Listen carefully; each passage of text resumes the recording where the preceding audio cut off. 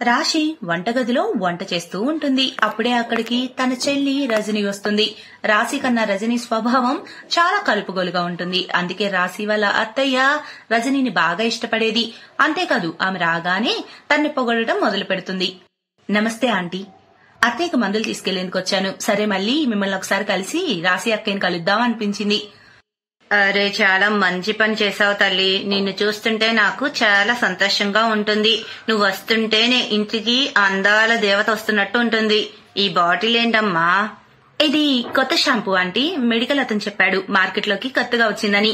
దీంతో జుట్టు దృఢంగా, నల్లగా, ఇంకా పొడుగ్గా అవుతుందట. అరే తల్లి, నీ జుట్టు ఇప్పటికే చాలా అందంగా నల్లగా ఉంది. నీకే షాంపూ అవసరం లేదమ్మా. అలాగే నువ్వైతే అందమైన జుట్టు కలదానివి. ఇక మా కోడలు రాసి తలరాత అయితే చూడు, అసలు ఆ జుట్టుకు ఏం రాసిందో ఏమో. ఆ పెళ్ళప్పుడు జుట్టంతా ఊడిపోయి పూర్తిగా గుండైపోయింది. ఇక ఇప్పటికీ జుట్టు రాలేదు. ఇక మేం మానవత్వం గలవాళ్ళం కాబట్టి ఈ పెళ్ళప్పుడు ఆపలేదు. ఇంకెవరైనా అయ్యుంటే గుండు గల కోడల్ని అసలు ఇంటికి తెచ్చుకుంటారా చెప్పు? ఎక్కడికైనా వెళ్లాలంటే విగ్గు పెట్టుకుంటుంది. ఇప్పుడైతే ఎండల కారణంగా విగ్గు కూడా పెట్టుకోవడం లేదు. అలాగే గుండుతో తిరుగుతుంది. రాశి తన అత్తయ్య మాటలు వినింది. చాలా కోపంతో బయటకు వచ్చింది. అత్తయ్య, మీరెవరో ముందు నన్ను ఎందుకు ఇన్సల్ట్ చేస్తున్నారు? ఈ అలవాటు మీరిక మానుకోరా? ఆ రోజు నా వల్ల పొరపాటు జరిగింది. ఆ షాంపూ వల్ల నా జుట్టు ఊడిపోతుందని నేను అనుకోలేదు. అలా అనుకుని ఉంటే దాన్ని రాసుకునేదాన్ని కాదు. ఏదో పెళ్లి సమయంలో జుట్టు అందంగా కనిపించాలని దాన్ని వాడాను అంతే. ఆ షాంపూ వల్ల నా స్కిన్ కి ప్రాబ్లం వచ్చింది. ఇలా గుండుగా మారాల్సిన పరిస్థితి వచ్చింది. దాంట్లో నా తప్పేముంది? మీరందరి ముందు నన్ను గుండు గుండు అంటూ అవమానిస్తున్నారు. రాశి అక్కయ్య, నేనెవరినూ కాదు, పరాయిదాన్ని కాదు, సొంత చెల్లిని. రజని, నువ్వు అసలు ఇక్కడికి ఎందుకు వస్తున్నావు? నువ్వు కావాలని ఇక్కడికి వచ్చి నా వైవాహిక జీవితాన్ని పాడు చేస్తున్నావు. నువ్వు రాగానే నీ పొడుగు జుట్టు చూసి అత్తయ్య నేను పొగుడుతూ నన్ను తిడుతూ ఉంది. అరే రాశి కోడలా, నీ చెల్లితో ఇలాగైనా మాట్లాడేది? నువ్వు ఎక్కువ మాట్లాడుతున్నావు అనిపించడం లేదా? మరి మీరు నన్ను అవమానించింది ఎక్కువ కదా? అక్క, నేను ఇక్కడికి రావడం నీకు ఇబ్బందిగా అనిపిస్తే నేను ఇంకెప్పుడు ఈ రోజు తర్వాత ఇక్కడికి రాను. నేను వెళ్తాను ఆంటీ. నమస్తే. రజని కళ్ళల్లో కన్నీళ్లొచ్చాయి. అక్కడి నుంచి ఆ క్షణం తను వెళ్లిపోయింది. తర్వాత కొన్ని రోజుల వరకు కూడా రజని ఆ ఇంటికి రాలేదు. కొన్ని రోజుల తర్వాత రజని ఇంట్లో సత్యనారాయణ పూజ ఉండటంతో రాశి ఇంటికి తన అత్తింటి వాళ్లను పూజకు పిలవడానికి వచ్చింది. నమస్తే అక్క, ఎలా ఉన్నావు? నమస్తే ఆంటీ. ఎలా ఉన్నావు రాశి? నేనేదో కోపంలో అలా అంటే నువ్వు ఇంటికి రావడమే ఆపేశావు. ఎందుకలా? ఏదో కోపంలో అన్నానే అనుకో, అలా చేస్తావా? హా తల్లి, అక్క చెల్లెల మధ్య ఇవన్నీ సహజం. అలా అని ఇంటికి రావడం మానేస్తావా? పోనీలే, ఇప్పటికైనా వచ్చావు. ఎలా ఉన్నావు? నేను బాగున్నాను ఆంటీ. ఇంట్లో సత్యనారాయణ వ్రతం ఉంది. రేపు ఉదయం మీరందరూ మా ఇంటికి రావాలి. అరే, మేము ఖచ్చితంగా వస్తాం. అలాగే సత్యనారాయణ స్వామి పూజలో కూర్చుంటే మాకు కాస్త పుణ్యం వస్తుంది. ఇక కొంతసేపటి తర్వాత రజని వెళ్లిపోతుంది. తర్వాత రోజు రాశి తన అత్తయ్యతో సత్యనారాయణ పూజకు రజని ఇంటికి వెళ్తుంది. కానీ అక్కడికి వచ్చిన అతిథులు రాశిని ఎగతాళి చేస్తూ ఉంటారు. చూడు, ఈ ఇద్దరు అక్క చెల్లెల రాతైతే చెల్లికేమో బాగా అందమైన జుట్టు, అక్కకేమో అసలు జుట్టే లేకుండా గుండు. గుండు చూడు అసలు ఇంకెలా పెళ్ళయిందో. రజని ధ్యాసంతా పూజలో ఉంది. అందుకే తను ఎవరి మాటలు వినలేదు. కానీ ఆ మాటలు విన్న రాశి కోపంగా మౌనంగా ఉండిపోయింది. తర్వాత ఇంటికి వచ్చి తన గదిలోకి వెళ్లి, ఈ రజని అసలు ఏమనుకుంటుంది? అందరూ నా చెల్లినే పొగుడుతారు. అమ్మా చెప్పు, ఇప్పుడు ఎందుకు అసలు ఫోన్ చేశావు? అరే రాశి తల్లి, ఏమైంది? రజని ఇంటి దగ్గరకు వచ్చి అసలు చెప్పకుండా అలా వెళ్ళిపోయావేంటి? నేను కాసేపు నీ దగ్గర కూర్చున్నాం అనుకున్నాను. ఏమైందమ్మా? అమ్మా, నువ్వు నీ పొడుగు జట్టు కూతురు దగ్గరే ఉండు. నాలాంటి గుండు కూతురు దగ్గర ఎందుకు? నాకు ఇప్పుడు మాట్లాడేలం లేదు. నేను ఫోన్ పెట్టేస్తున్నా, పెట్టే. రాశి కోపంతో తన అమ్మ ఫోన్ కట్ చేసి విసిరి పడేసింది. నేను రజని పొడుగు చుట్టూని శాశ్వతంగా తీసేస్తాను. తను నా సొంత చెల్లైనా సరే తను అలా ఉండటం నేను సహించలేను. నేను ఇవాళ గుండె మంది తీసుకొచ్చి నా చెల్లి తలకి ఎలాగైనా రాస్తాను. అసూయ అనేది మనిషి బుర్రను తొలుస్తుందంటారు కదా, అదే జరిగింది. అది అయిన వాళ్ళైనా సరే ప్రతీకార భావంతో నాశనం చేసేందుకు ప్రేరేపిస్తుంది. అలాగే రాశి విషయంలో జరిగింది. రాశి బజార్కి వెళ్లి ఎలాంటి మందు తీసుకుంది అంటే అది రాసుకోవడంతోనే జుట్టంతా ఊడిపోయి గుండయ్యేలాంటిది. రాశి ఏదో సాకుతో రజని ఇంటికెళ్ళింది. అక్కడికెళ్లి ఆమె జుట్టుకు ఆ మందు రాయాలి అనుకుంది. కానీ రజని ఇంటికి చేరడంతోనే రాశి కళ్ళు తెరుచుకున్నాయి. అరే వాక్కయ్యా, చాలా మంచిదైంది నువ్వే వచ్చావు. నేనే నీకు ఫోన్ చేయాలనుకుంటున్నాను. నాకు నీతో చాలా అర్జెంట్ పని ఉంది. ఈమె డాక్టర్ రియా, హెయిర్ ట్రాన్స్ప్లాంటేషన్ లో చాలా పెద్ద సర్జన్ డాక్టర్. ఈమె నా అక్క రాశి. మీకు చెప్పా కదా, తన గురించే. డాక్టర్ రాశితో మాట్లాడింది. రాశి కూడా కాసేపు డాక్టర్ చెప్పేది వినింది. తర్వాత రాశికంతా అర్థమైంది. మీరు చెప్పేది నిజమేనా డాక్టర్? నా తలపై మళ్ళీ జుట్టు వస్తుందా? నా గుండంతా పోయి జుట్టు వస్తుందా? హా, ఖచ్చితంగా వస్తుంది. మీరేం బాధపడకండి. నేను చాలా మంది జుట్టు సమస్యను పోగొట్టాను. వాళ్ళకి హెయిర్ ట్రాన్స్ప్లాంటేషన్ చేశాను. మీ గుండె సమస్యను కూడా నేను దూరం చేయడానికి ప్రయత్నిస్తాను. రాశి తనకు తాను చాలా సిగ్గుపడింది. తను ఎవరికైతే తన సొంత చెల్లికి గుండు చేయాలని చూసిందో ఆ చెల్లె తన అక్క గురించి మేలు చేసేలాగా ఆలోచించింది. అది తలుచుకొని రాశి బాధపడింది. ఇక కొన్ని రోజుల తర్వాత రాశి హెయిర్ ట్రాన్స్ప్లాంటేషన్ కోర్స్ పూర్తయింది. ఇంకా తన తలపై జుట్టొచ్చి తన గుండంతా దూరమైపోయింది. రాశి జుట్టు చూసి అందరూ ఆనందపడతారు. ఇప్పుడు రాశి జుట్టు కూడా రజని జుట్టులాగా పొడుగ్గా నల్లగా అందంగా ఉంది. ఇక రాశి మనసు నుంచి తన చెల్లి పట్ల ఉన్న అసూయ పూర్తిగా మాయమైపోయింది.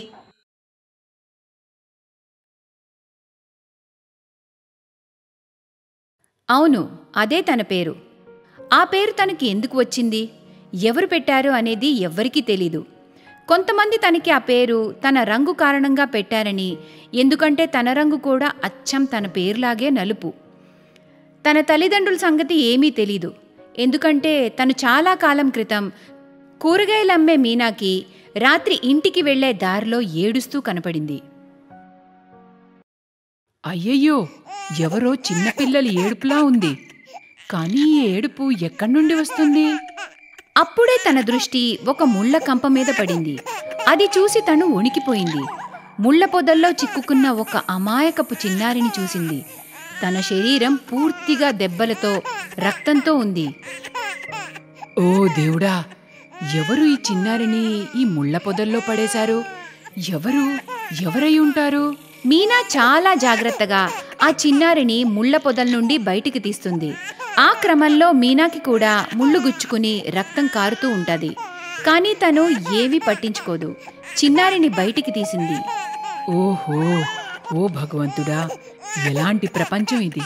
ఒక చిన్నారికి ఇంత అన్యాయం ఎలా చేయగలరు? అప్పుడు గాయపడిన చిన్నారిని మీనా ఆస్పత్రికి తీసుకుని వెళ్తుంది. డాక్టర్లకు కూడా ఆ పాప పరిస్థితి చూసి కళ్లల్లో నీళ్లు తిరిగాయి. అరే, ఎక్కడ దొరికింది నీకు ఈ పాప? తన పరిస్థితి అస్సలు బాగోలేదు. ఈ పాపని వెంటనే అడ్మిట్ చేయాల్సి ఉంటుంది. డాక్టర్ల 2 రోజుల కష్టం మరియు మీనా ప్రార్థనలతో ఆ చిన్నారికి నయమవుతుంది. మీనా భర్త కొన్ని సంవత్సరాల క్రితం మరణించాడు. తనకి పిల్లలు కూడా లేరు. అందుకే తను ఆ చిన్నారిని దత్తత తీసుకుంటుంది. మీనా ప్రేమతో ఆ పాపకి చంద్రి అని పేరు పెట్టింది. కానీ జనాలు తనని కాళీ అని పిలిచేవారు. ఆ తర్వాత కాళీ అన్న పేరే ఆమెకి ఉండిపోయింది. కాళీ మీనా ఇంట్లోనే పెరుగుతుంది. కాలం మెల్లగా గడిచిపోయింది. కాళీకి ఇప్పుడు 4 సంవత్సరాలు. చంద్రి, ఓ చంద్రి! అమ్మా, నువ్వు నన్ను చంద్రి అని ఎందుకు పిలుస్తావు? అందరూ నన్ను కాళీ అని పిలుస్తుంటే నువ్వు కూడా కాళీ అనే పిలువమ్మా. నల్ల రంగు కాళీమాతకి నిదర్శనం కదా అమ్మా. సరేనమ్మా, నేను కూడా నిన్ను కాళీ అనే పిలుస్తాను. మీనా లాగానే కాళీ స్వభావం కూడా చాలా మంచిది. ఎవరైనా బాధపడితే అస్సలు తట్టుకోలేదు. అది మనుషులైనా, జంతువులైనా, పశువులైనా, పక్షులైనా. మీనా ఆరోగ్యం ఆ రోజు అస్సలు బాగోలేదు. అందుకే కాళీనే కూరగాయలు అమ్మేందుకు వెళ్తుంది. కూరగాయలమ్మా, కూరగాయలు, తాజా తాజా కూరగాయలు, పచ్చని కూరగాయలు, కాకరకాయలు, బెండకాయలు, టమాటాలు, వంకాయలు, పచ్చిమిరపకాయలు. ఉదయం నుండి తను చాలా కూరగాయలు అమ్మేస్తుంది. ఆ రోజు తను 500 రూపాయలు సంపాదిస్తుంది. తను ఆనందంగా ఇంటికి వెళ్తుంది. అప్పుడు ఒక కసాయివాడు ఒక మేకపిల్లని బలవంతంగా లాక్కుని వెళ్లడం చూస్తుంది. పాపం మేకపిల్ల ఒకటే అరుస్తూ ఉంటుంది. కాళీకి దానిపై చాలా జాలి కలుగుతుంది. అప్పుడు అతని దగ్గరికి వెళ్లి, అన్నా, చూడండి పాపం అది నొప్పితో ఎలా విలవిల్లాడుతుందో. మీరు ఈ మేకపిల్లని లాక్కుంటూ ఎక్కడికి తీసుకువెళ్తున్నారు? ఎక్కడికి తీసుకువెళ్తున్నానా? అదేం ప్రశ్న? కసాయి వాణ్ణి చంపడానికి తీసుకుని వెళ్తున్నాను. చంపడానికా? అన్నా, వదిలిపెట్టేయండి. అరే, పిచ్చిదానివా ఏంటి? దీన్ని నేను వదిలేయాలా? దీంతోనే నా ఇల్లు గడుస్తుంది. దీని మాంసం అమ్మితేనే కదా నాకు డబ్బులు వస్తాయి. అన్నా, ఆ డబ్బులు నేనిస్తాను. ఎంత ఇవ్వాల్సి ఉంటుందన్నా? 600 రూపాయలు. మొత్తం డబ్బులు ఇచ్చి దీన్ని తీసుకువెళ్ళు. కసాయివాడు మాటలు విని కాళీ ఆలోచనలో పడుతుంది. ఎందుకంటే తన దగ్గర కేవలం 500 మాత్రమే ఉన్నాయి. అన్నా, నా దగ్గర 500 మాత్రమే ఉన్నాయి. కానీ నా దగ్గర కొన్ని కూరగాయలు మిగిలున్నాయి. మీరు వీటిని తీసుకుని ఆ మేకపిల్లను ఇచ్చేయండి. కసాయివాడు మొదట నిరాకరించాడు, కానీ కాళీ చాలా బ్రతిమలాడగా ఒప్పుకుంటాడు. కసాయివాడు ఆ డబ్బులు మరియు కూరగాయలు తీసుకుని వెళ్ళిపోతాడు. అతను వెళ్ళాక ఆ మేకపిల్ల తన అమ్మలాగా కాళీని ప్రేమగా హత్తుకుంది. మేకపిల్ల, ఆ కసాయివాడు వెళ్ళిపోయాడు, నువ్వు భయపడకు. కాళీ మేకను తీసుకుని ఇంటికి వచ్చి మీనాకి జరిగిందంతా వివరిస్తుంది. అమ్మా, నేను మంచి పని చేశాను కదా, నువ్వు కోపగించుకోవుగా. అరే, నేనెందుకు కోపగించుకుంటానమ్మా? నువ్వు చాలా మంచి పని చేశావు. ప్రాణాలు కాపాడడం కంటే పెద్ద పుణ్యం ఇంకేమీ ఉండదమ్మా. కాలం గడుస్తూ ఉంది. కాళీకి ఇప్పుడు 19 ఏళ్లు వచ్చాయి. మీనా ఎల్లప్పుడూ తన పెళ్లి గురించి చింతిస్తూ ఉండేది. కానీ తన నల్లరంగు కారణంగా ఎవ్వరూ తనని ఇష్టపడేవారు కాదు. మీ అమ్మాయి స్వభావం మంచిదే, తను వేలల్లో ఒక్కటే ఉండొచ్చని ఒప్పుకుంటాను. కానీ పెళ్లి మండపంలో అందరూ తన స్వభావాన్ని కాదు, రంగుని చూస్తారు. మాకు ఇలాంటి నల్లరంగు అమ్మాయి అస్సలే వద్దు, అందరూ నవ్వుతారు. మీనా వయసు కూడా పెరుగుతూ ఉంది, ఇంకా తల్లి భయం కూడా. ఆ చింత వలన తను చాలా అనారోగ్యం పాలైంది. తను రోజంతా కాళీ గురించే ఆలోచిస్తూ ఉండేది. అమ్మా, నువ్వు మందులేసుకో. నువ్వు మందులు వేసుకోకపోతే ఎలా తగ్గుతుందమ్మా? కాళీ, నా జబ్బు మందులతో కాదు, నిన్ను పెళ్లి కూతురుగా చూస్తే బాగవుతుందమ్మా. తన కూతురికి ఏం తక్కువ అనేది మీనాకి అసలు అర్థం కాదు. తను చాలా కష్టపడుతుంది. తన మనసు వెన్నలాంటిది. వేరే వాళ్ళు బాధను కూడా పట్టించుకుంటుంది. కానీ కేవలం తన రంగు వల్ల ఎవ్వరూ తనని పెళ్లి చేసుకోవడానికి ఇష్టపడరు. ఒకరోజు కాళీ కూరగాయలమ్మి ఎప్పటిలాగానే ఇంటికి తిరిగి వెళ్తూ ఉంటుంది. అప్పుడే అక్కడ ఒక బ్రిడ్జ్ మీద ఒక యువకుడు నించుని ఉండడం చూస్తుంది. అతను నదిలో దూకపోతాడు. అరే, ఈ అబ్బాయి నదిలో దూకుతున్నాడు అనుకుంటా. సార్, సార్, అలా చేయకండి సార్. కాళీ అరుస్తూ ఆ అబ్బాయి వైపు పరిగెడుతుంది. కానీ ఆలోపే అతను నదిలోకి దూకేస్తాడు. కాళీ కూడా ఆ అబ్బాయితో పాటు దూకేసి అతన్ని కాపాడి ఒడ్డుకు తీసుకొస్తుంది. కానీ ఆదిత్య అనే ఆ అబ్బాయికి తను ప్రాణాలు కాపాడడం అస్సలిష్టం లేదు. తిరిగి కోపంతో, అరే అరే, ఎందుకు నన్ను కాపాడావు? నేను చచ్చిపోదామనుకున్నాను. సార్, జీవితం ఒక్కసారే వస్తుంది, దాన్ని ఇలా ముగించకూడదు. నీకు తెలుసా, అసలు నీకు తెలుసా నేను ఎందుకు చావాలనుకున్నానో? లేదు సార్, నాకెలా తెలుస్తుంది?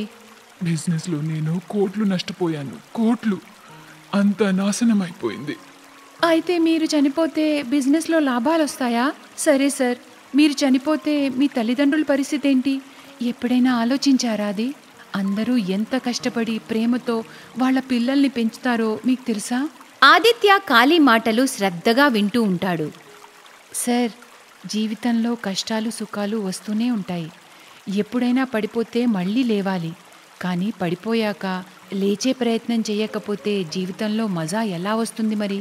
మీకు తెలుసా, నా చిన్నప్పుడు నేను మా అమ్మకి ముళ్ళ పొదల్లో దొరికాను. నా తల్లిదండ్రులు నాతో ఎందుకలా చేశారో నాకు తెలీదు. కానీ నన్ను పెంచిన అమ్మ నన్ను కాపాడి తీసుకొచ్చింది. తను అనుకుంటే నన్ను అలానే వదిలేసి ఉండొచ్చు. ఆ పరిస్థితిలో నేను చనిపోయి ఉండొచ్చు కూడా. కానీ నన్ను అమ్మ కాపాడింది. తను ప్రతిరోజు ఒకటే చెప్తుంది, జీవితం గెలిచే ప్రయాణం కానీ ఓడిపోయేది కాదని. చూడు, నేను నీలాగా కూరగాయలు అమ్ముకునేవాణ్ణి కాదు. కోట్లల్లో ఉంటాయి నా వ్యాపారాలు. అవి రాత్రికి రాత్రే సాల్వ్ అయ్యే ప్రాబ్లమ్స్ కావు. కొన్ని సంవత్సరాలు పడతాయి నాకు. అయినా ఏం జరుగుతుందో తెలీదు. అంటే ఆట మొదలు పెట్టకుండానే ఓటమిని ఒప్పుకుంటున్నారా? ముందు ఆడి చూడండి, ఆ తర్వాత ఏం జరుగుతుందో. కాళీ మాటలు ఆదిత్యపై మ్యాజిక్లా పనిచేస్తాయి. అతను ఇంటికి తిరిగి వెళ్ళి అతను శ్రద్ధగా తన బిజినెస్ని సరిచేయడానికి ప్రయత్నిస్తాడు. అతనికి మెల్లమెల్లగా ఎక్కడ తప్పు జరుగుతుందో అర్థమవుతుంది. ఇంకా నమ్మండి, 6 నెలల్లోనే అతను మళ్ళీ అతని వ్యాపారాన్ని సరిచేసి నిలబెడతాడు. అంతేకాదు, అతను కాళీ అనే పేరుతో ఒక బట్టల బ్రాండ్ లాంచ్ చేస్తాడు. ఆదిత్య సార్, ఎవరిని చూసినా మన బ్రాండ్ గురించే మాట్లాడుకుంటున్నారు. ప్రతి స్టేట్లో మన బ్రాండ్ అవుట్లెట్స్ని ఓపెన్ చేద్దాం అనుకుంటున్నారు. ఇది ఒక అద్భుతం సార్. Congrats sir. తన మేనేజర్ మాటలు విని ఆదిత్య చాలా ఆనందిస్తాడు. అతను కాళీ అన్న ఒక్కొక్క మాట గుర్తు చేసుకుంటూ ఉంటాడు. అంటే ఆట మొదలు పెట్టకుండానే ఓటమిని ఒప్పుకుంటున్నారా? ముందు ఆడి చూడండి, ఆ తర్వాత ఏం జరుగుతుందో. ఆదిత్య ఇవాళ బ్రతికున్నాడంటే అది కాళీ వల్లనే. ఇంత సంపాదించడం కూడా తన వల్లనే. అతను కాళీని వెతకడం మొదలు పెడతాడు. వెతుకుతూ వెతుకుతూ తన ఇంటి వరకు చేరుకుంటాడు. ఆ సమయంలో కాళీ తన తల్లితో మాట్లాడుతూ ఉంది. ప్రతిరోజులాగానే వాళ్ళ అమ్మ తన పెళ్లి గురించే మాట్లాడుతూ ఉంటుంది. ఆదిత్య అంతా వింటాడు. కాళీ, అరే సార్ మీరా? మీరు మా ఇంటికి? మా ఇల్లు మీకెలా తెలుసు? మనసు పెట్టి చేస్తే అసంభవం ఏదీ ఉండదు. మీ బిజినెస్ ఎలా నడుస్తుంది సార్? చాలా బాగా నడుస్తుంది. చాలా చాలా బాగా. ఇంత బాగా నా బిజినెస్ మునుపెన్నడూ జరగలేదు. ఇదంతా నీ వల్లనే కాళీ. నా వల్ల? ఏంటి సార్, నేనేం చేశాను? నువ్వు మాయ చేశావు. మాయ. నువ్వు నా ప్రాణం కాపాడి చాలా పెద్ద సహాయం చేశావు. నువ్వు నాకు ఇంకొక సహాయం చేయగలవా కాళీ? చెప్పండి సార్, ఏం చేయాలి? కాళీ అన్నీ చేయగలదు. కాళీ, నువ్వు నన్ను పెళ్లి చేసుకుంటావా? ఆదిత్య మాటలు విని కాళీ సిగ్గుపడుతుంది. కాళీ తల్లి మీనా ఇదంతా నమ్మలేకపోతుంది. కాళీ కోసం ఇంత మంచి సంబంధం ఇలా వస్తుందని మీనా అస్సలు అనుకోలేదు. కొద్ది రోజుల తర్వాత ఆదిత్య మరియు కాళీ పెళ్లి జరిగే రోజొస్తుంది. మీనా తన కూతుర్ని పెళ్లి కూతురుగా చూసి చాలా ఆనందించింది. ఆ రోజు తన కన్న కలలు నిజమవుతాయి. ఆ తర్వాత అందరూ చాలా సంతోషంగా ఉంటారు. Thanks for watching.